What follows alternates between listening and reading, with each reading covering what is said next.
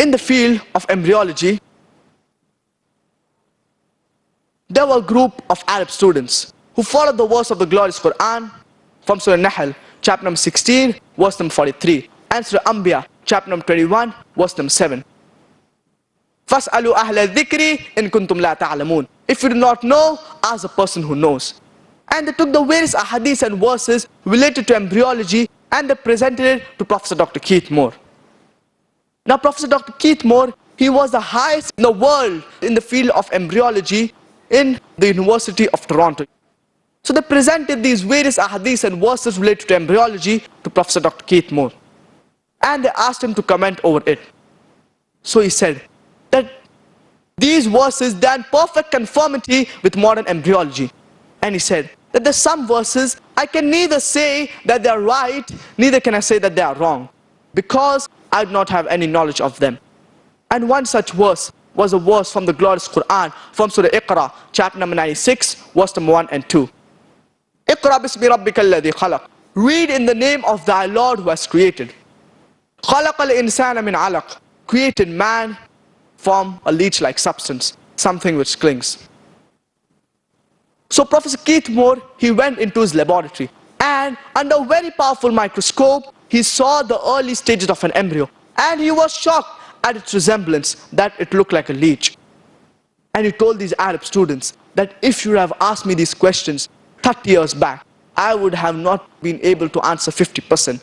Because embryology, it is a new field. And embryology, it is regarding the stages of the development of human being in a mother's womb.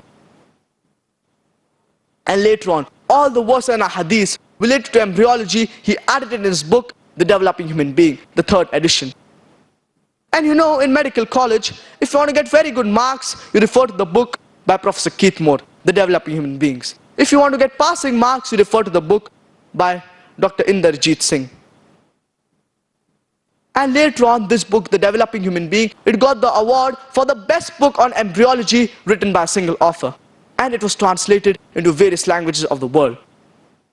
So Professor Dr. Keith Moore, he was shocked regarding this. And he said that how can a book being written 1400 years ago talk about all this? So he said that I do not have any objection in agreeing that there's only one God and Prophet Muhammad, peace be upon him, is a messenger. Imagine, Professor Keith Moore, he said that. Allah subhanahu wa ta'ala says in Surah Tariq, chapter number 86, verse number 5 and 6.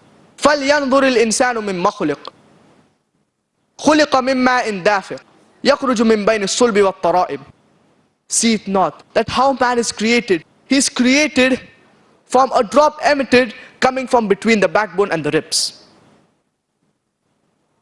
And we know that before a child is born, the genital organs, they are between the 11th and the 12th rib and the vertebral column, for the males and for the females. So these genital organs, later on when a child is born, they descend. For the males, they are the testes, and for the females, they are the ovaries. So for the males, they descend down till the top of the scrotum, and for the females, they descend down till the true pelvis. So these genital organs, they descend down. But yet, even after descending down, the nerve supply is yet there between the 11th and the 12th rib and the vertebral column. And the nerve supply is also there from the aorta. So the genital organs for a human being, before a child is born, they are between the 11th and the 12th rib and the vertebral column.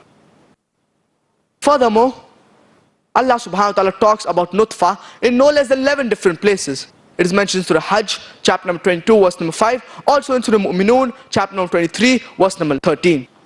That we have created human beings from a minute quantity of liquid.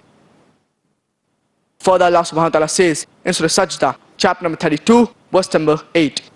ثُمَّ جَعَلَ نَسْلَهُ مِنْ سُلَالَةٍ مِّن مَّاءٍ مَّهِينٍ. It is Allah subhanahu wa ta'ala who has created human beings from sulala. The Arabic word sulala means quintessence and best part of the whole.